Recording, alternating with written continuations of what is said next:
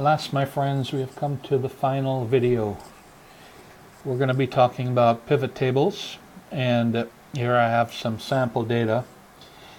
It's not enormous, but it's big enough to mean that if we want to make sense of it, pivot tables are the way to go.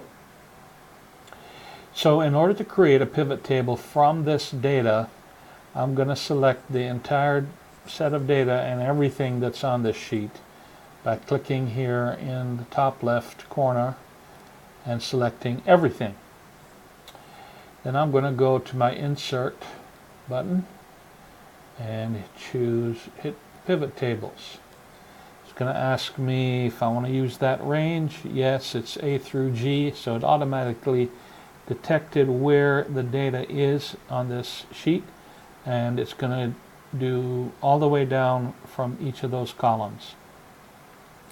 It's going to tell me where do you want to put it, the pivot table, an existing worksheet or a new worksheet. I always choose new. So I'm going to go ahead and click OK.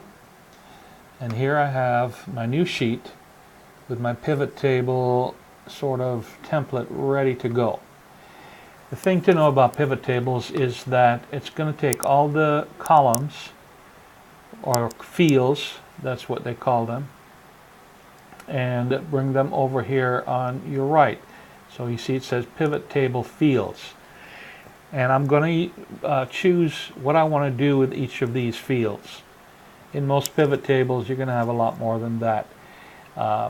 If you work with Campus View data, you're going to have a lot more columns or fields than you really are interested in. So a lot of these will be left unchecked because you don't want them to show in your pivot table. But for the purposes of this video, we're going to choose all of these in different ways. What happens is if you check off any of these boxes, they're automatically going to go down into the rows. So if I just check off everything, you'll see they automatically appear in the rows. One of the things that's kind of I don't like about what Excel does is it takes dates and puts them in years, quarters, etc. I don't want that, so I just right click on anywhere in there and click Ungroup. That opens it all up. So here's pretty much the same thing as what I had in my data. So that's not super useful. But here you have some other sections where you can put any of these fields. The first one, top left, is called Filters. That means if I drag any of these up to my filters, then I can just filter out what I don't want. So region, right now, it's selected all.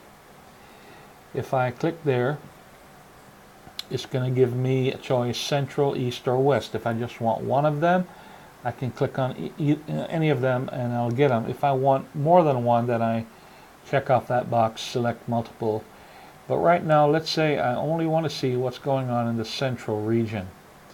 Hit OK, and central is right there, front and center. So that's using the filters. If I wanted to multiply or add, let's say I wanted to know what is coming in from each region, then I could, let me go ahead and expand this again.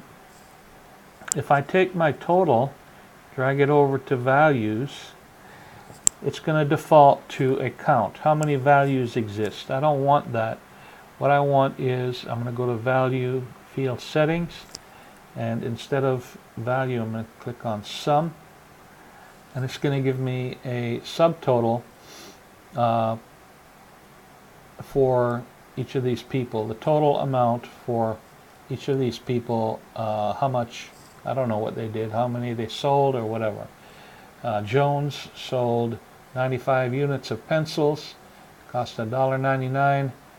The total for that will be $189.05. Now, what's this one over here? Columns. Let's try dragging this up here. It's going to put all of those in columns. That's not very useful. So I'm going to put it back down there, and let's say I want to see what's going on in my regions by column. And so what you can do is you can play around with it, see what you get. There's so much functionality in pivot tables that you really have to use it quite frequently to get used to it and to try different things. My purpose here is just to get you to see what can be done. And when you have a large data set and you want to create a pivot table to show you different things. I can also create pivot charts and so on, but again, we don't have the time or the scope to cover that. So here's what's going on in the West region, here's what's going on in the West and East regions, and so on. So you can sort of get an idea of the usefulness of pivot tables. And that's all we're going to be able to cover in this session.